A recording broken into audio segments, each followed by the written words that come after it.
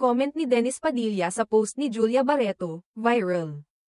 Muling naging usap-usapan sa social media ang aktor at komedyanteng si Dennis Padilla matapos mag-iwan ng komento sa Instagram post ng kanyang anak na si Julia Barreto. Ang kanyang komento ay nagdulot ng iba't ibang reaksyon at haka-haka mula sa mga netizens. Noong Lunes 7 ng Abril, nag-post si Julia ng mga promotional photos para sa Maya. Isang financial app na siya ang endorser. Sa mga larawang iyon, ipinakita ang aktres bilang Savings Calendar Girl ng app. Ngunit noong Martes 8 ng Abril, napansin ng mga fans ang isang komento mula kay Dennis sa post ni Julia. Ang komento niya ay, "Kapal nyo," isang simpleng pahayag na agad nag-trending online.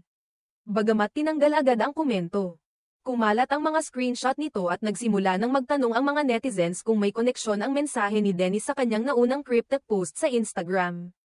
Sa nakaraang post ni Dennis, nagbahagi siya ng isang sulat kamay na nagsasabing, "Sagad sa buto.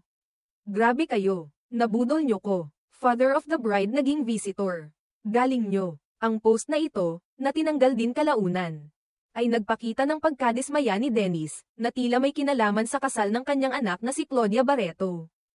Hindi pa malinaw kung may kaugnayan nga ba ang komento ni Dennis sa Instagram post ni Julia sa nangyaring kasal ng anak, ngunit mabilis itong inugnay ng mga netizens. Lalo na at parehong naganap ang mga pangyayaring ito sa magkasunod na araw. Dahil sa timing ng mga post na ito, marami ang nag-isip na ang komento ni Dennis ay isang reaksyon sa hindi magandang karanasan na naranasan niya sa kasal ng kanyang anak.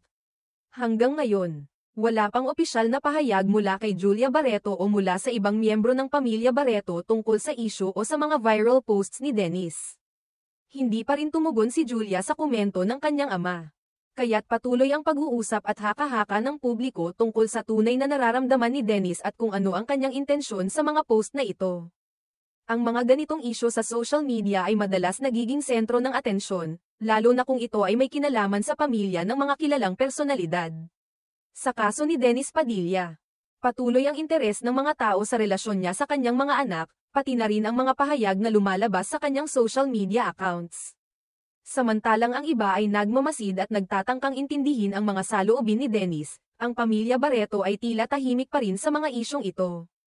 Habang hindi pa sigurado kung anong mga hakbang ang gagawin ng pamilya.